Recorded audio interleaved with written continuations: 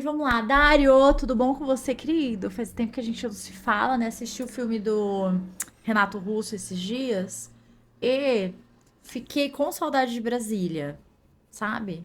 Faz muitos anos que eu não vou a Brasília, mas o quê? Uma saudade que passou rápida. Por quê? Porque eu acho que poucas vezes na vida senti tanto calor quanto neste lugar. Ai, Brasília é muito quente. Enfim. É isso, Dário. Então, beijo pra você, tá? Aproveite aí. Porque é em Brasília que ele mora, né? Na minha cabeça, o Dário É falou Brasília, Dário, Cíntia? eu já venho, sabe, Planalto, O entendeu? Já penso ali, sobrenome ó. dele é Planalto. Ai, é Ah, isso.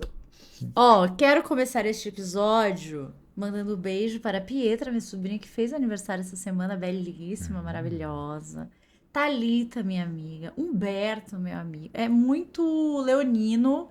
Tudo o Renato, todo mundo ali, ó. 17, 18, 19 de agosto, todo mundo fazendo aniversário. Entupiu, sabe, coisa de amigos, aniversariantes. Então eu só queria deixar o meu beijinho oficial aqui pra essa galera.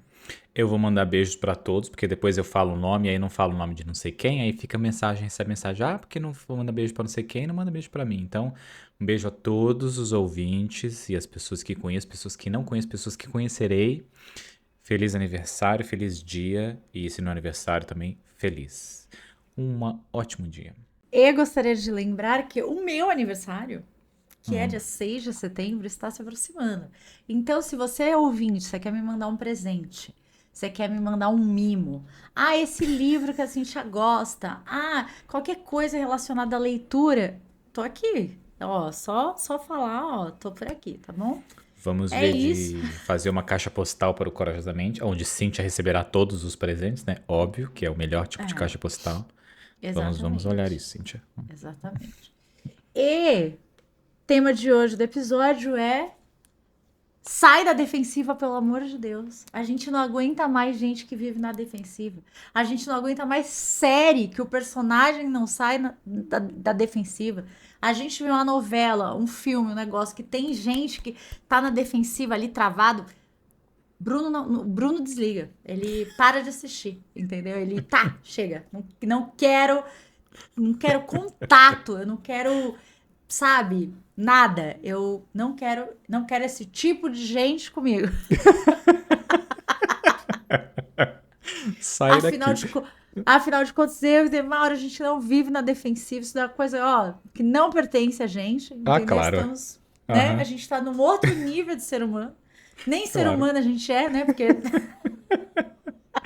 Claro que não tem o ser defensivo. humano que não vive na defensiva, nem ser humano é. Por isso que o Bruno só assiste filme de cachorro, dinossauro, coisas do tipo. É nesse momento que a gente tá. Exatamente, ouvinte. Vamos falar sobre defensiva. Vamos dizer. Você, mais uma vez, mais um desafio como no episódio anterior. Você que acha que não tem defensiva, que você que está sempre aberto ao mundo, é só mandar que você mata no peito e segue a vida. Vamos falar sobre isso. Vou falar, Cintia Cruz, da onde veio esse tema, porque eu acho que também vem de um lugar quentinho, de um lugar gostoso. E veio de uma série. Não vamos dar spoilers, então, para você ouvinte que ainda não assistiu a série, saiba que é spoiler leve, levíssimo, porque eu não gosto de spoiler, então não daremos. Mas estava assistindo a série The Bear, o urso, não sei como traduziu no Brasil, é Bear Não, mesmo? The a Bear? gente fala The Bear The mesmo Bear, aqui. perfeito. Que Cintia Cruz falou, você tem que assistir esse negócio. Aí não sei quem falou, você tem que assistir. Quando tem 5 pessoas próximas, você fala a mesma coisa, você tem que parar sua vida e assistir essa série. Eu não parei minha vida, me arrependo, mas enfim, assisti a série. E tem os personagens nessa série são personagens da defensiva, mas tem uma personagem específica que é a Tina. E é uma série que você gosta de todos os personagens. Eles te contam a história dos personagens e você conhece esses filhos da mãe desses personagens pela série. Mas a Tina, quem é a Tina? A Tina é a mãe latina que cria uma criança, que faz acontecer, que tem um chinelo na mão para bater em qualquer pessoa que falar torto para ela na rua. É a pessoa que tá ali fazendo acontecendo na vida. E é a pessoa que a vida fez o que com essa pessoa também? Deu-lhe tapa na cara desde o momento que nasceu até agora. Só tapa na cara. E quando a vida te dá tanto tapa na cara assim, o que que acontece com você? Você cria essa crosta, você cria Defensiva, defensiva, defensiva. essa defesa que você, com essa defesa, que é importante, óbvio, porque você tem que sobreviver nesse mundo e que bosta que aconteceu isso e que bosta que isso ainda acontece. Mas Tina, o que acontece na série, você consegue ver que algumas pessoas começam a ser legais com Tina. E Tina, não, ela olha com aquilo, tipo, o que tá acontecendo aqui? Não confia nas pessoas, não vê aquilo acontecendo, não aceita o que tá acontecendo, desconfia. Por quê? Quando a vida já te deu tanto limão, quando a vida te dá uma coisa doce, você não acredita que aquilo é verdade. E eu acho que essa série mostra essa coisa, assim, que faz realmente refletir de tipo, nossa, que merda, né? Quando a gente tá tão na defensiva, assim, tem tanta coisa na vida que a gente não vê, porque a gente já apanhou tanto, já se lascou tanto na vida, que a gente não consegue falar assim, não consegue viver experiências, não consegue tudo mais. Enfim, esse é um resumão do que é esse episódio. E vou me calar agora, Cintia Cruz. Não, porque defensiva é muro sem portão. Você não consegue criar a sua defensiva e, nossa, vou me proteger do que é ruim e vou abrir o portão para o que é bom. Não, defensiva é muro sem portão. Você fecha o seu muro e ninguém entra, ninguém sai. Coisa boa, coisa ruim. Entendeu? Inclusive, a coisa ruim que tá aí dentro de você, ela vai ficar presa. Né? Você é isso, você cria ali o muro, o negócio, e você fica preso também no negócio que tá ruim dentro de você. Então lembra disso, sabe? É como se você estivesse preso num poço. A defensiva é assim. Ah, mas eu tô aqui, ó, seguro, num buraco, não sei o que lá, tal. Sim, mas você também tá preso aí, tá? Não esquece que você está preso aí. Dá até um tremor aqui de lembrar de quando o Bruno, antes de terapia, não sabia que estava nesse poço. Nesses vários poços, era pulando de um poço para outro poço, mas todos eram muito confortáveis. Só tinha uma passagem por baixo, assim, sabe? Que era pra eu ir. Ah, esse poço aqui parece que é maior, mas não era, Não era é a nem mesma que coisa. você subia e não, era Não, subterrâneo era mesmo, por né? baixo, é. Ali, É, tá, entendi. exato. Ó, vamos dar um nome mais formal para a defensiva, que é mecanismo de defesa. Então, a gente pega o seu caderninho, anota, já diria Clóvis, anota, Anota que isso não tá no livro. Na verdade, anota. tá no livro. É. Então, assim, mecanismos de defesa. A gente tem os nossos mecanismos de defesa. Deixa eu ver se eu pego uma definição mais parruda aqui. O que é mecanismo de defesa? São respostas automáticas e inconscientes. Então, teoricamente, você não está muito sabendo o que está rolando. Que a gente usa para reduzir a ansiedade quando a gente não consegue lidar diretamente com um desejo, com uma emoção, com um conflito interno. Então, nós temos muitos desejos, a gente quer muita coisa na vida, né? Só que nem tudo é confortável, nem tudo a gente acha que vai conseguir dar conta. Então, quando esse desejo ele vai bagunçando ali a nossa vida interna, o nosso organismo, a nossa psique, o nome que você quiser dar, ele vai tentar regular isso de alguma maneira. E o jeito que ele arrumou de regular é por meio desses mecanismos de defesa, né? Então, é como se eles avaliassem essa tensão momentânea que você está vivendo, eles tentam equalizar isso, mas eles não estão resolvendo a causa real. É uma maquiagenzinha. E aí, eles podem se manifestar no que a gente chama de sintomas, né? Vocês sabem bem qual que é. Bebe muito, fuma muito, come demais, rói unha, ou vive naquela coisa meio good vibes zones. Não, tá tudo bem, vai dar tudo certo, no final vai ficar tudo bem, nananana, mas ainda assim é um mecanismo de defesa. E esse também, que são esses pequenos vícios que a gente acaba entrando, né?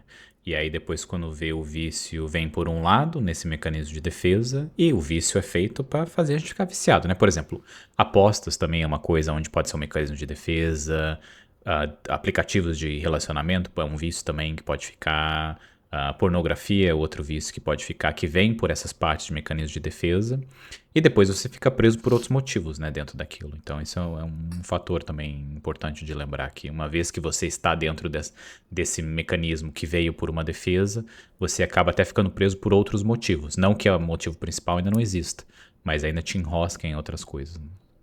É, Sabe, eu acho que daria pra gente até pensar no uso do celular, olhando para o uso do celular como mecanismo de defesa. Então, assim, em que sentido, né? Tem uma coisa muito ruim para ser feita, muito difícil, ou você tá numa situação. É, é que agora não dá nem para usar isso como exemplo, porque todo mundo faz isso, né? Mas antigamente é, era mais comum você ter numa festa, sei lá, todo mundo interagindo, não sei o que, e ter uma ou duas pessoas lá no celular ali, meio se protegendo, né? Hoje em dia não, tá todo mundo o tempo inteiro com o celular e tal, mas antigamente era menos, assim, né? Mas muitas vezes o uso excessivo do celular, ele também pode estar num lugar de mecanismo de defesa. Ah, o seu ambiente do trabalho é muito insuportável, as pessoas ficam, tem conversas que você não gosta, e aí você meio que foge pro celular, ou na sua casa, ou certas situações e tal. Então, quando a gente pensa nas coisas que você tem feito em excesso, coisas que você acha que, putz, não tá legal, tá me prejudicando. Isso pode ser um sintoma, né? Ou seja, um mecanismo de defesa disfarçado. Nossa, todo dia eu chego do trabalho e eu preciso tomar uma, duas, três taças de vinho. E aí, que na verdade, quando eu vejo, eu tomei a garrafa inteira. É, eu desço para fumar 4 vezes por dia lá na empresa, 5, 6, sei lá quantas vezes. Então, é isso, né? Pensa que muitas vezes o que a gente chama de sintomas, né? Ele é ali aquele mecanismo de defesa disfarçado. Tem alguma coisa, Bruno, que você acha que você anda fazendo meio nesse lugar de mecanismo de defesa hoje em dia? O celular, com certeza, né? Apesar de não estar usando rede social mais, não tem como o celular já entra nesse outro nível de defesa, né? Por exemplo, tem que responder um e-mail, aí que saco. Aí eu vou, quando eu vejo, tô no celular, mexendo no celular. E aí tem que fazer não sei o quê, quando eu vejo, tô no celular. Tem que ir não sei aonde, quando eu vejo, tô no celular. É muito foda como o celular realmente pega nessa parte. E você se perde, né, no que ia fazer. Antes da gente começar a gravar aqui, eu tinha que fazer alguma coisa. Aí quando eu vi, eu tava no celular. Eu lembrei, tinha que fechar a janela, porque é por causa do barulho no podcast.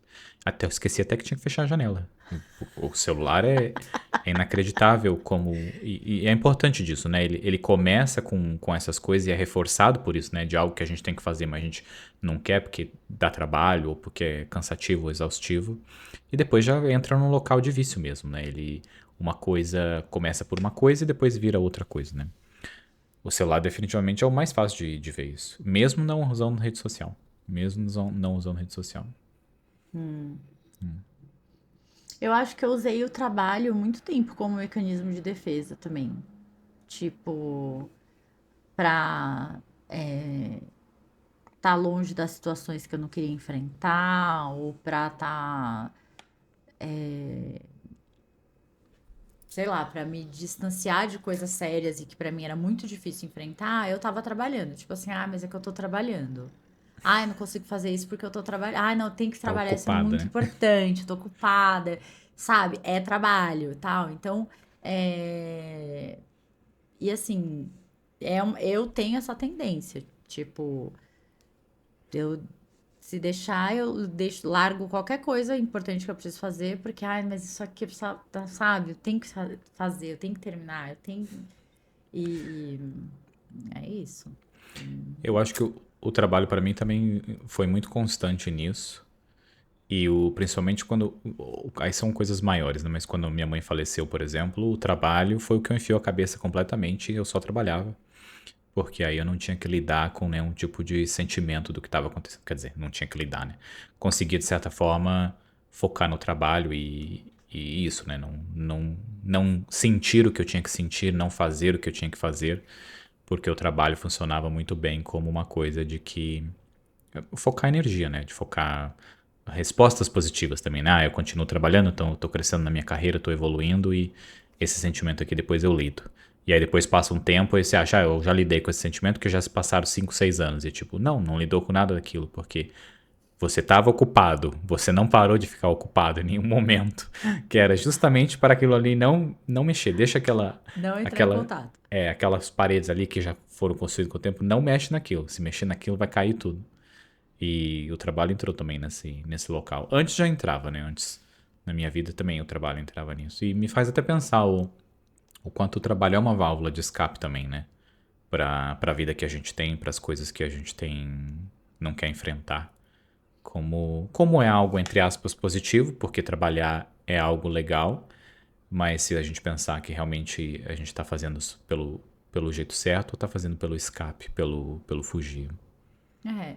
E aquela coisa, né? É algo legal quando a gente gosta do trabalho e tal. Tem muita Uhum, gente que não gosta, mas ainda assim usa o trabalho como mecanismo de defesa ali, né? Como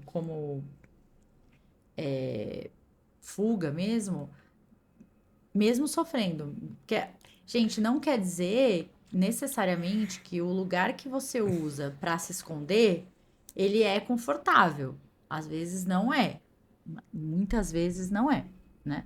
Então, mas eu acho que quando eu penso assim no, ai, sai da defensiva, né?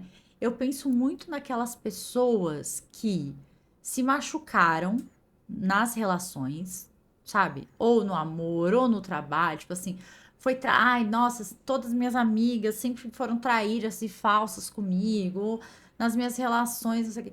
E aí ela entra naquele lugar de eu tenho que me proteger das pessoas, né? Que é um pouco do que a gente vê na série em vários personagens, né? Muita gente uhum. ali foi machucada de várias maneiras e elas estão todas quase todas nesse lugar de vocês podem me fazer mal a qualquer momento, então eu preciso me proteger de vocês. Só que elas têm uma coisa que precisa ser feita em grupo, só o grupo vai resolver. Então, se não baixar a guarda, se não sair da defensiva, não vai sair do lugar. E essa é a grande treta da série, né? Em que momento essa galera vai entender isso pra conseguir. E quando isso acontece na série, né? A gente fica tão feliz. Porque. E assim, gente, o que eu gosto dessa série é que não é que acontece. Nossa, virou a chavinha, nunca mais vai acontecer. Não. Tem uma situação, a pessoa baixa a guarda e fala: Porra, graças a Deus, né? Conseguiu aí. Tá, mas uma hora depois ela já tá de novo com o muro dela levantado e seja o que Deus quiser pra você ultrapassar aquilo. Então, é muito assim o processo. A gente, nossa, consegue ter uma brecha. Sabe quando você pula assim no muro, dá uma olhadinha e cai de novo? É meio isso, assim, né? É, mas não é, a chavinha não vira de uma vez, né?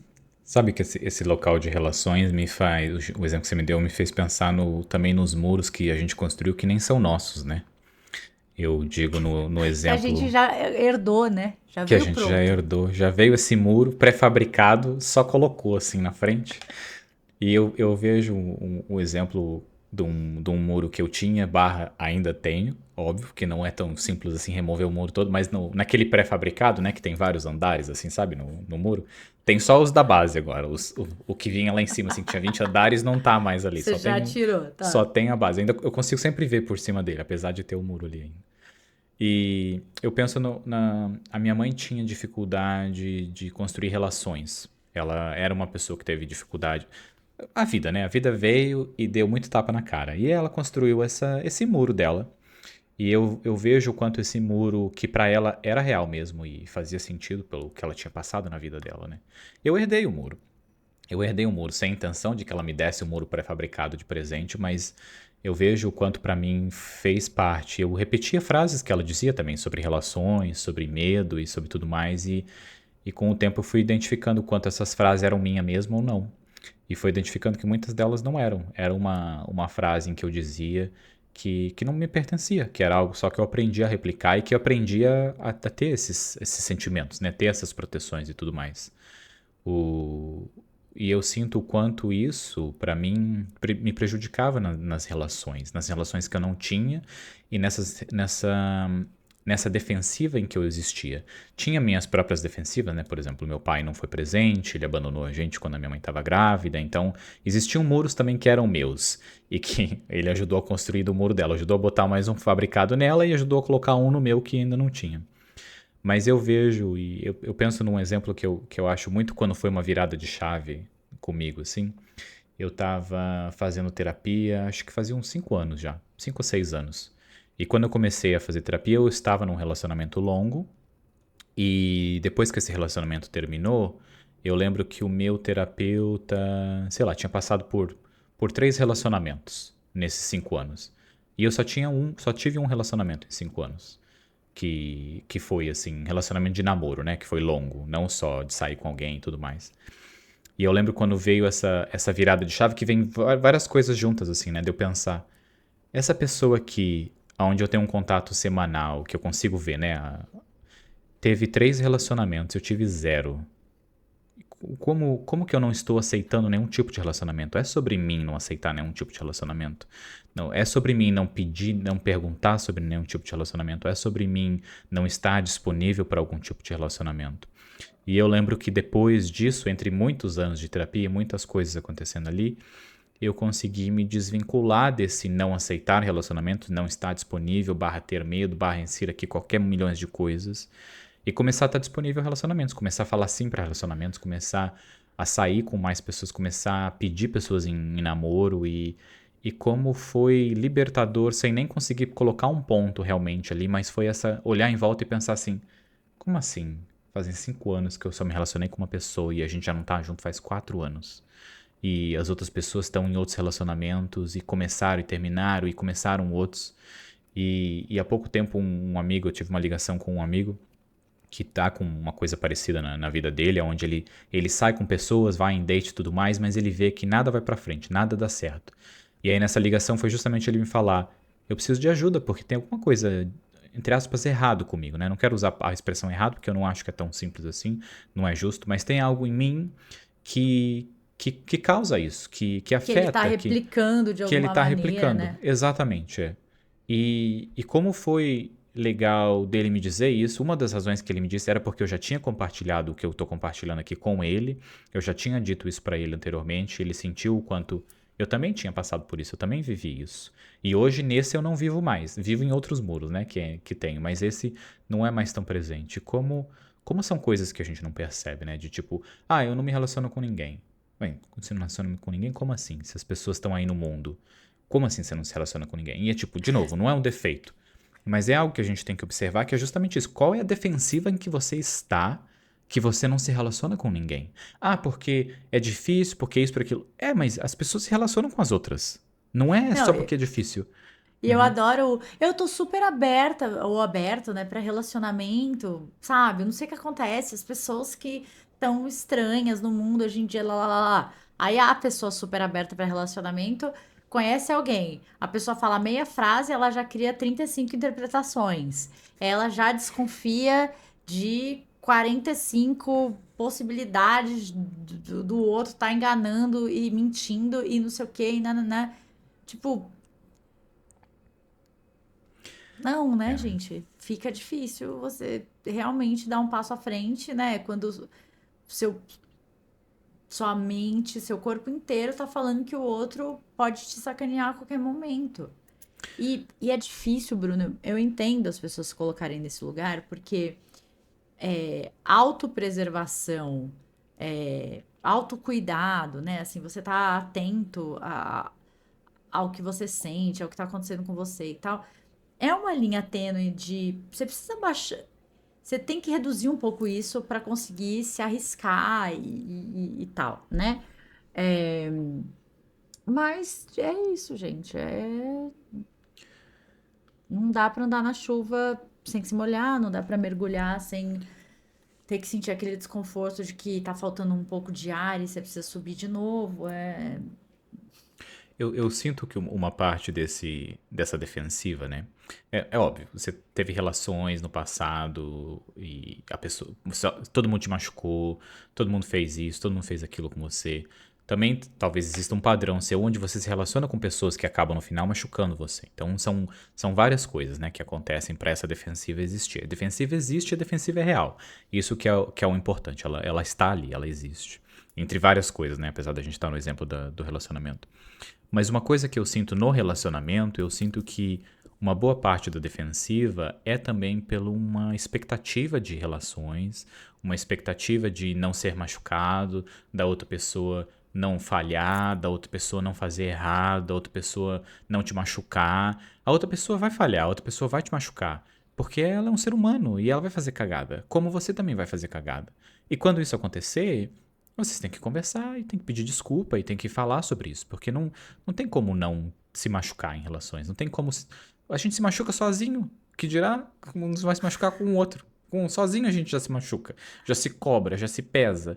O outro vai machucar a gente, o outro vai errar. E não por intenção. Talvez seja por intenção, mas isso é outra coisa. Mas eu sinto eu sinto que também era pra mim uma parte da minha defensiva era eu ter medo que o outro me machucasse. No caso, o principal era que o outro me abandonasse, né? Que era que eu mais tive ali uma coisa mais profunda em mim, era o medo de ser abandonado. Mas não era sobre o outro, né? Era sobre mim ainda, porque o medo era meu. Não era sobre o outro me abandonar, sobre o outro terminar comigo, sobre o outro ir embora. E esse medo eu sei que era tão real porque eu era a pessoa que geralmente terminava as relações. Não era outra pessoa que terminava. O E medo de ser abandonado, ele era tão grande pra você, né? Que você preferia abandonar eu primeiro. não deixava ninguém me abandonar. Tipo, não vou. E assim, quem tem medo de ser abandonado é a pessoa que gosta muito de estar com alguém. Vocês conseguem entender isso, né? Tá óbvio pra vocês isso, não tá? Tipo, a pessoa quer muito ter alguém e ela morre de medo de estar tão feliz e curtindo tanto tá com essa pessoa e tal, e essa pessoa ir embora, né? Ir embora. E aí, o que que ela faz? Ela não fica com ninguém, ela não está com ninguém, ou seja, ela abre mão de algo que para ela é muito importante por medo dessa dor aparecer, porque ela sabe que essa dor é insuportável. Então, olha o lugar que a defensiva leva a gente, meus amores. Você abre mão de uma coisa que você quer muito, que é muito prazeroso, por medo da dor que esse prazer pode gerar. E por que que a gente tá batendo na tecla do sai da defensiva, né? Porque o lugar da defensiva não é o lugar onde você vai curar essas coisas. Você só tá anestesiando. Defensiva é maquiagem, não é skincare. Ela tá só ali, ó, enganando. Ela não tá tratando, cuidando. E aí eu queria só trazer três. A gente falou dos mecanismos de defesa, né? Eu queria falar três que são clássicos e que eu vejo muito aqui na clínica. Então, tem a projeção, que é aquela coisa do.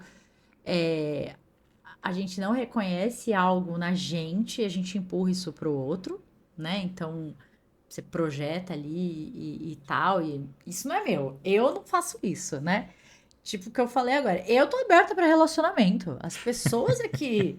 Nossa, sabe? Ninguém quer nada sério hoje em dia. Tá bom. Aí tem a negação, que também é um clássico. Não consigo. O Que é exemplo é um. muito maravilhoso. Não, Vai, eu perdão, amo. vai.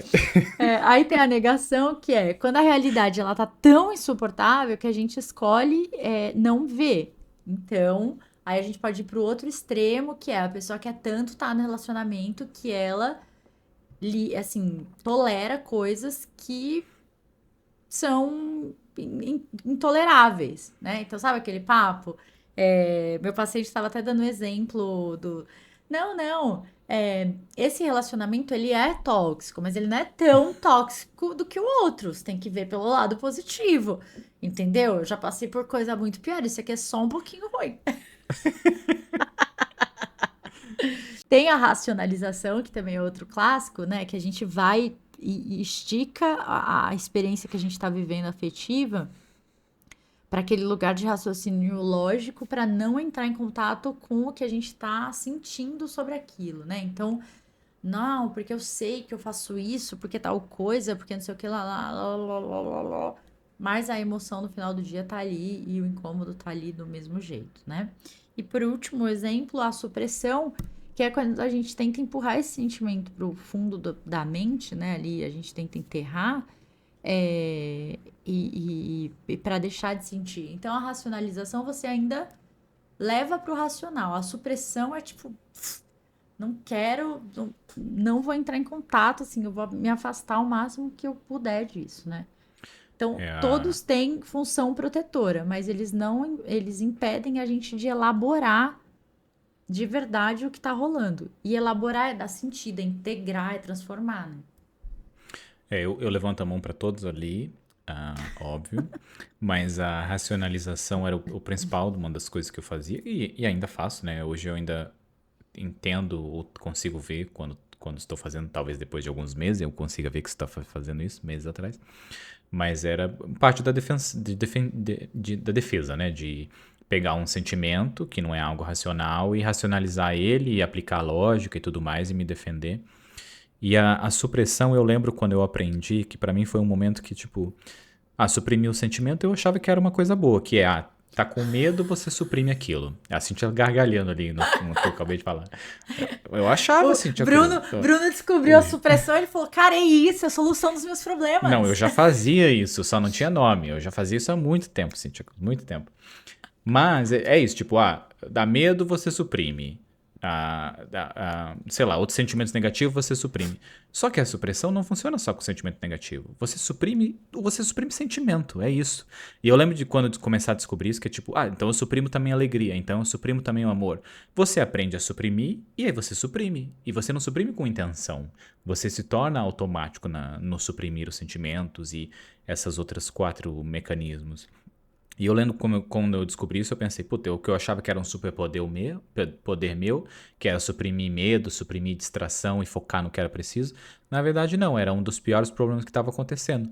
Porque quando eu sinto, quando eu coloco pra fora, quando eu experiencio, aí sim que diminui o que está sendo sentido ali. Apesar de eu viver uma coisa maravilhosa ou uma coisa muito triste, aquilo ali me permite seguir a vida, me permite ir para o próximo, né?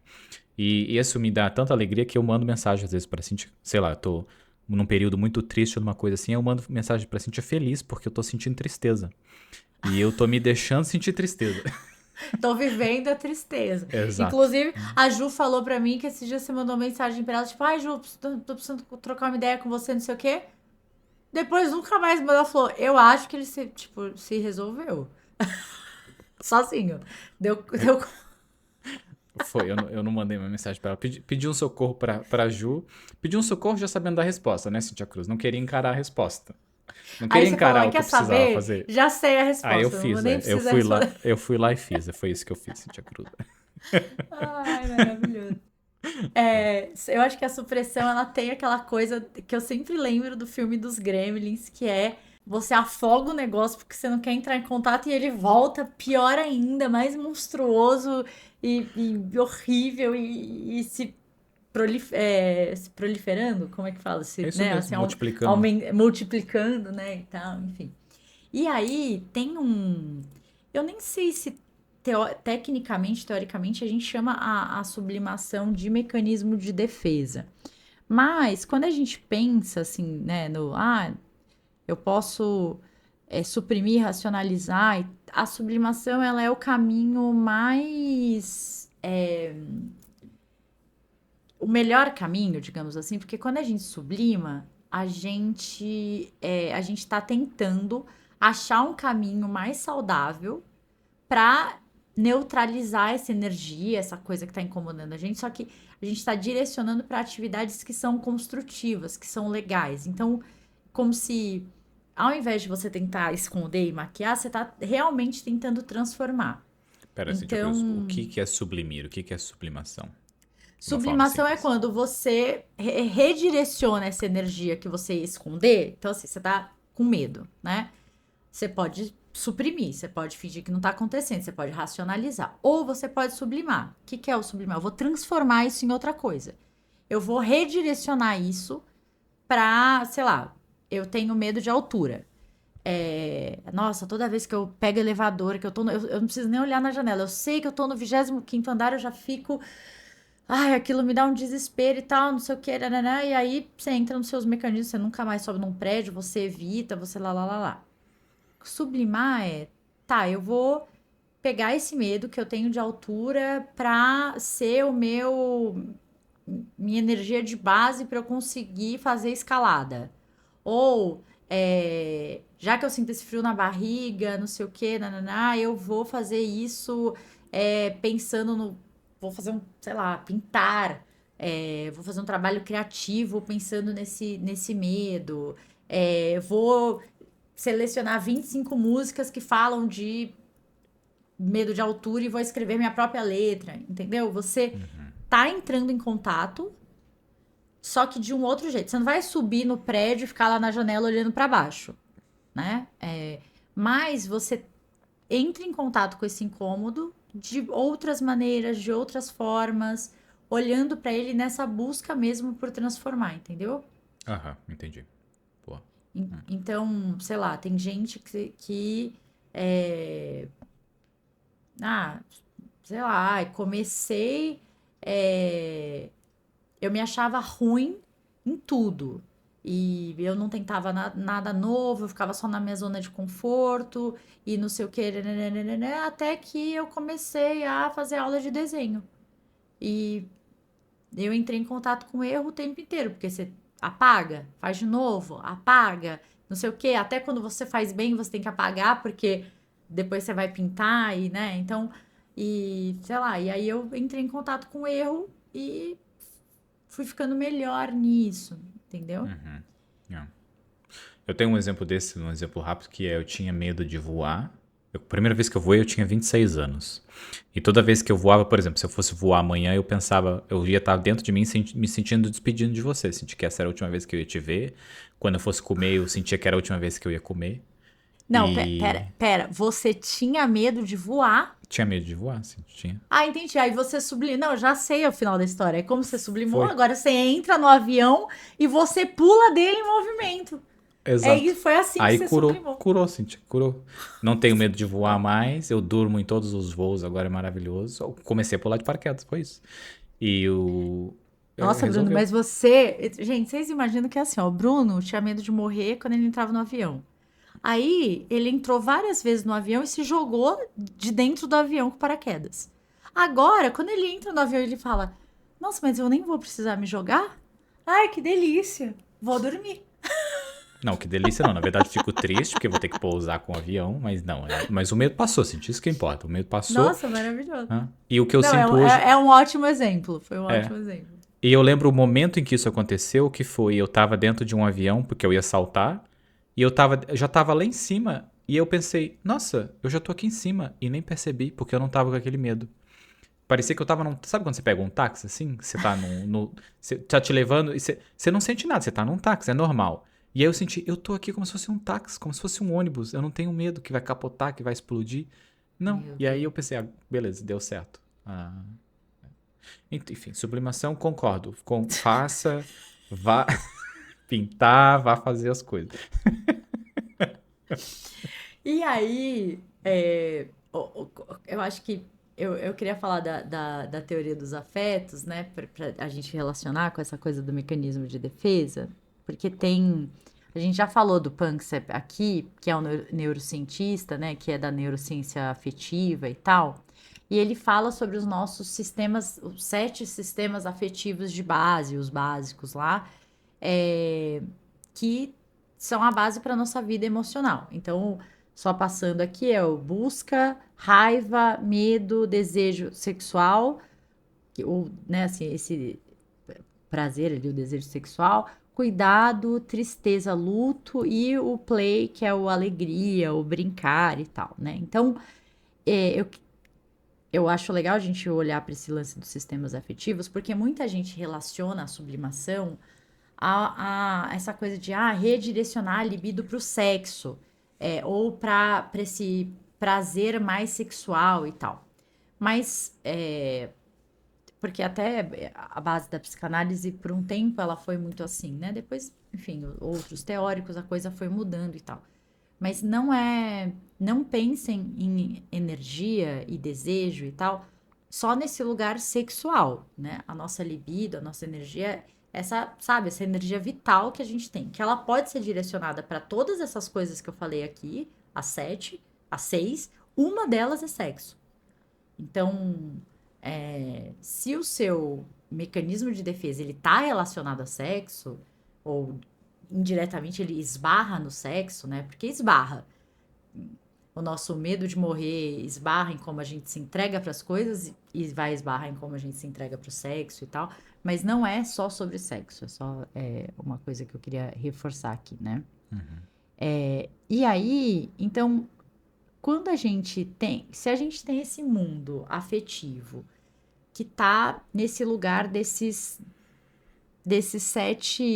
7 bases afetivas, né? Então, uma das bases é buscar criar expectativa para as coisas, essa curiosidade, essa motivação, né? Olha como coloca a gente em movimento, né? Porque a base emocional é isso, é algo que vem ali de dentro da gente, e coloca a gente no mundo de alguma maneira, né?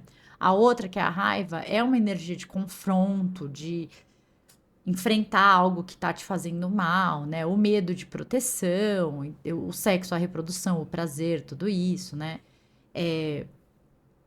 Vocês entendem que o mecanismo de defesa, ele neutraliza essa nossa vida afetiva também? Porque, como o Bruno falou, né? Nossa, eu percebi que quando eu me defendia e eu suprimia o que eu estava sentindo, eu não sentia mais nada. Não era só a tristeza e a raiva, era tudo. Então, a minha onda emocional, que podia ser lá bem alta, né, e tal, ela ficava achatada, ela ficava ali, ó, oscilava muito pouco, né?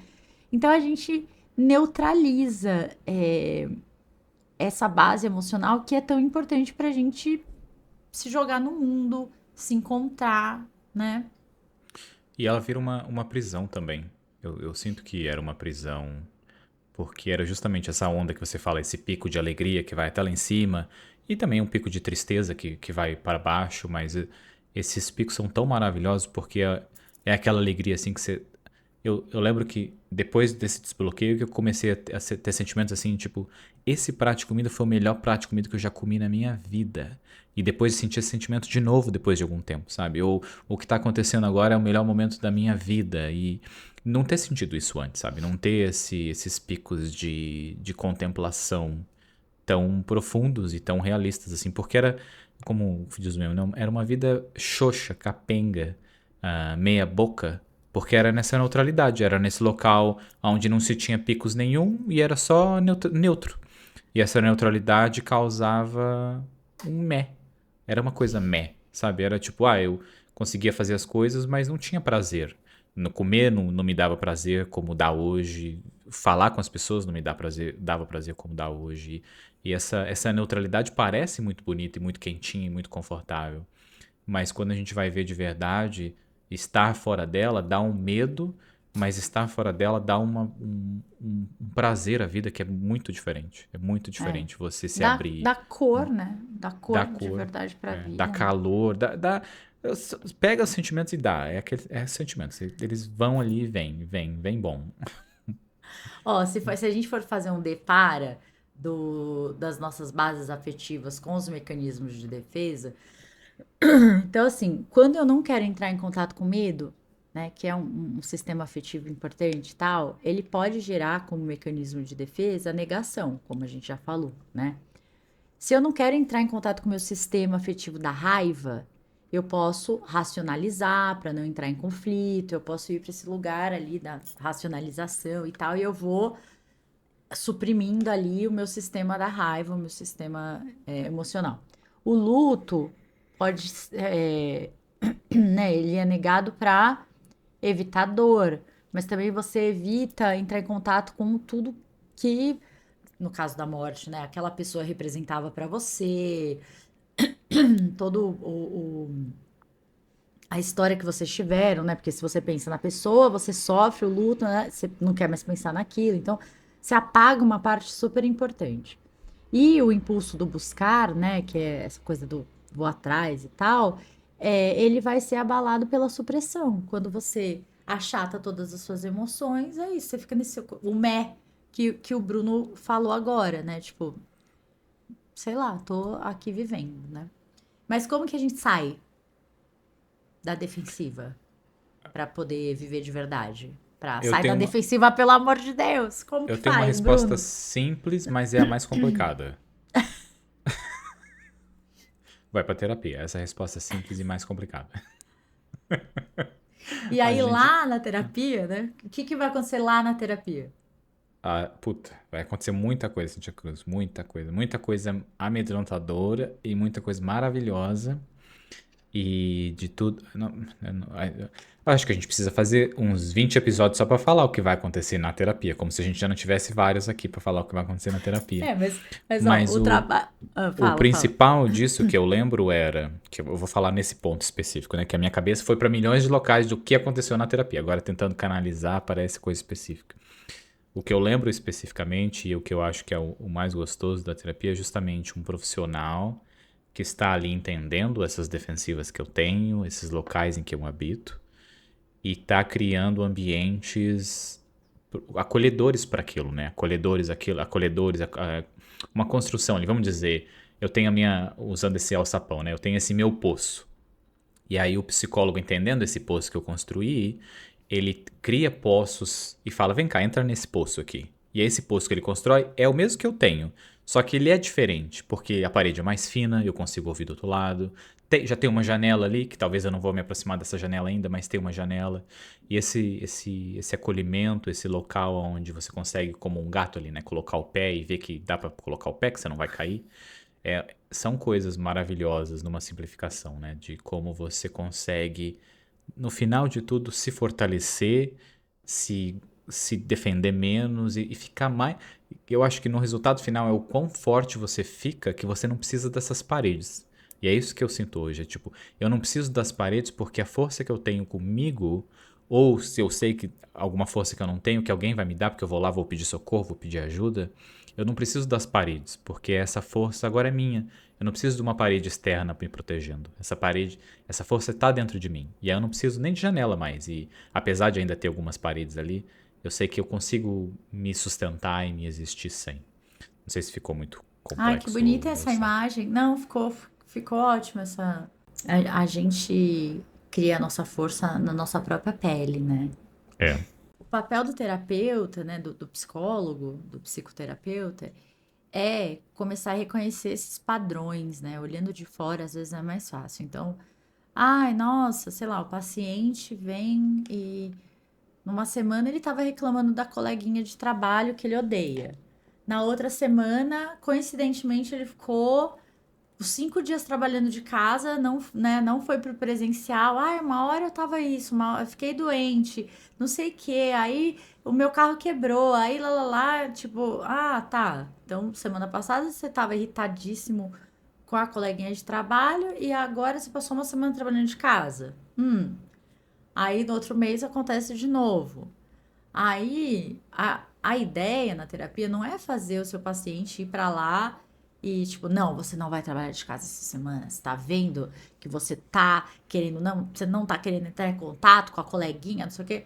Tipo, não, tá bom, você vai, só que você vai um dia e depois você vai pra aula de boxe e vai fazer sua aula de boxe pensando na coleguinha de trabalho, sim, visualizando a cara dela, né, tal, nanana. Você vai entrar em contato com essa raiva de alguma maneira que você libere essa raiva, que isso não fique, você não fique ruminando, né, não te inunde de ódio e bile. É, na outra semana que isso acontecer, você não vai ficar 5 dias em casa, você vai ficar 3, porque dois, né? Um no presencial você conseguiu ir para aula de boxe, e no outro você já estava meio que se afastando um pouco desse impacto que essa pessoa tem em você. Então, e assim, nem sempre, eu não sei, eu, né, no meu trabalho, eu não gosto de ficar dando esses nomes pro paciente. Tipo assim, ai, você está vendo que isso é um mecanismo de defesa? Tipo, não, eu tô vendo, né, assim, e ele tá entendendo que é o jeito dele lidar com aquilo. Se ele já entender que é o jeito dele lidar, então quando eu fico puta, né, fico bravo com a pessoa do trabalho, acabou minha vontade de ir pro presencial, vou ficar enfiado em casa uma semana. Ah, tá, tô entendendo, mas isso não acontece só no trabalho, Cíntia, porque quando eu fico irritado com os meus amigos, eu também, nossa, entro no meu iglu na minha casa e nunca mais saio. Sei lá, entendeu? A pessoa vai percebendo esse padrão em outras coisas. E aí ela consegue mudar um pouquinho aqui, um pouquinho ali. E como você falou, ela vai sentindo que a pele dela pode ser mais forte, que ela pode dar conta que essa parede talvez não precise tanto. Porque, né, a mesma pele que sente frio é a pele que sente o calorzinho, que sente o abraço, que ganha beijinho. Então, é isso. vamos liberar esse espaço. E aí a gente vai passando por esses caminhos. Então, de novo, depara aqui, né? Primeiro você vai reconhecer, perceber, né, como que isso funciona, como que esse mecanismo está funcionando. Depois você vai nomear, você vai dar o nome que você quiser, né? Ai, tô fugindo de novo, né? Ai, tô evitando, sei lá. Depois a gente vai elaborando e tentando entender de onde isso veio, como que isso funciona dentro de você, que impacto isso tem, qual que é o simbolismo disso. Para aí, talvez, tentar sublimar, então canalizar isso para aula de boxe ou para qualquer outra coisa, e acolhendo esses afetos aí que você tem e que vão aparecer e como que você vai dar conta desses afetos. Então é meio nessa, sei lá, nesse passo a passo, mas não é bem assim, nunca funciona assim tão redondinho, né? Às vezes a gente vai, volta, vai 2 vezes pro mesmo lugar, depois enfim. Eu acho que essa defensiva é uma coisa que é muito profundo na gente, né? E é muito difícil a gente conseguir ver ela sem ajuda. Eu acho que tem vários temas aqui que a gente fala, que você consegue ver. Você ouve o podcast e você consegue perceber algumas coisas em você e tudo mais. Mas essa defensiva, ela é profunda. Ela é muito, muito profunda. O que eu sinto que pra mim era o que era mais profundo de tudo que eu posso lembrar aqui de temas, o que foi mais difícil pra mim e ainda está aqui, ainda existem esses muros, por isso que eu digo, porque essa proteção, esse medo de ser machucado, esse medo de machucar, várias coisas que são ali, é uma coisa que é muito difícil a gente conseguir observar isso sem ajuda. A gente precisa de ajuda para essa defesa. É muito difícil a gente ver algo que já virou tão natural dentro da gente, né? Como, voltando ao exemplo da Tina ali, se você assistindo a série, ou você conhece, talvez seja uma pessoa que você esteja na sua vida, que é uma pessoa que já sofreu tanto na vida, como que ela volta a confiar? Como que ela volta a se abrir, a permitir? E não é confiar pelo outro, é confiar por ela, porque a gente não confiando, a gente se fechando, a gente deixa de viver tanto sentimento e tanta experiência e tanta coisa maravilhosa e tantos sentimentos gigantescos. E é muito difícil, eu sinto que isso é muito difícil mesmo, a gente conseguir achar mecanismos e tudo mais. Eu com mecanismos ainda sei que é quando acontecem as coisas, quando eu mando mensagem, tipo, uma parte minha sabe que eu tenho que falar com a pessoa ao invés de só ficar andando em volta, ou falar comigo mesmo, ou aceitar que esse é meu problema. E mesmo assim eu falho, e mesmo assim eu demoro, e sem mecanismo nenhum é mais difícil ainda, né? É algo que é muito maravilhoso quando a gente olha, quando a gente aceita, quando a gente vai para terapia buscar isso, essa permissão do sentimento, porque sentimentos são coisas tão maravilhosas. E eu falo por experiência própria, eu nem sabia o que era sentimento. E nos últimos anos, só pra cá que eu entendi, acho que entendi, talvez tenha muito mais pra sentir. E só de pensar que eu tenho muito mais pra sentir me dá muito mais alegria ainda, e muito mais vontade de sentir mais coisa. E de pensar que eu vivi 30 e poucos anos da minha vida, com essa coisa assim, sem muito alto, nem muito baixo, e E enfim, falei. O Lu não assistiu a série comigo, né, o The Bear, mas às vezes que ele assistiu algum episódio, assim, ele sempre falava a mesma coisa, que é, se 2 ou 3 fizessem terapia aí, não teria essa série, né? A gente sabe que se 2 ou 3 aí já tivesse no processo de terapia, não ia ter essa série, porque isso daí nossa, como falta uma terapia aí pra essa galera. E a gente continua firme e forte na nossa teoria que, na verdade, se os personagens fizessem terapia, a grande maioria das séries não ia acontecer, né? Ou se acontecesse, não ia fazer tanto sucesso, porque o conflito ele é muito menor, né? Assim, a coisa é muito mais. Não é que não vai ter conflito, mas não como a gente gosta de ver no cinema ou nas séries. É o, Ou. Né? Isso me faz pensar que ao mesmo assistir filme de terror e pensar, se esse povo tivesse um celular, não tinha nada disso acontecia. Era só Se ter um esse povo celular. fosse brasileiro, né? Porque é o brasileiro que a gente É, simplesmente pega a mala, vai embora da casa, nunca mais volta, é. entendeu? Você vai, ah, nossa, porque não, não, você não vai ficar ali, meu filho, né? Você não vai ficar. É isso. E isso, eu acho que isso na verdade é uma mensagem, né, de pensar se fizesse terapia seria diferente, porque é isso, né? Se fizesse terapia seria diferente. E é óbvio que nem todo mundo tem acesso à terapia, não é fácil. Ouvir esse podcast também ajuda. A gente não precisa resolver tudo na nossa vida, mas se você tem espaço, você tem condições de fazer terapia e você não faz por N motivos, como o Bruno do passado achava que terapia não era pra mim, que eu não precisava de terapia, porque eu já tinha feito acontecer, fazia e acontecia, entre aspas, né, na vida em que eu não sabia que tinha, que eu achava que No seu arrasava. conceito do que era fazer acontecer, É, né? no que era o meu conceito de fazer acontecer, exatamente, que era merda nenhuma. Mas enfim, eu vejo que quando a gente tem condições, a gente tem tempo e a gente tem dinheiro pra fazer, eu sinto que é responsabilidade nossa, sim, da gente não resolver as coisas. Porque eu vejo hoje, e para esse meu amigo mesmo que eu falei que que a gente se ligou e ele falou sobre relações e como ele vai em dates e não funciona pra ele. Eu falei pra ele, eu falei, se você hoje tem tempo e tem dinheiro pra fazer terapia. O que você tem hoje um problema vai continuar na sua vida como um problema, entre aspas, né? Um problema que não é uma culpa Sim, dele, uma questão, né? mas Como uma é uma questão. questão, é. Mas você não buscar ajuda, você não falar com um profissional, você está sendo, nesse momento, responsável, porque eu estou te dizendo isso. Tem alguém consciente te trazendo para a consciência que você tem ferramentas para melhorar a sua vida. E uma coisa melhor imagina, você vai fazer terapia e aí você resolve essa parte, e aí você começa a sair com as pessoas e dá certo. Olha Olha que só, na arriscado! pior das hipóteses, dá certo. E você resolve. Enfim, Meu é Deus, isso, né? né? Que difícil. Então, assim, meus amores, né? Assistam a série, é a nossa dica do Uhum. momento, né? Assim, vocês vão ver do que a gente tá falando. Vocês vão falar, meu Deus, não é sobre. Ah, mas esse personagem tá na defensiva. Não, é sobre qual o tipo de defensivo. Você vai gabaritar a lista do mecanismo de defesa. Você fala, nossa, negação, racionalização. Entendeu? Você vai ali, Raiva. ó. O que mais tem raiva Né, nessa série. tal, não sei o quê. O outro lá.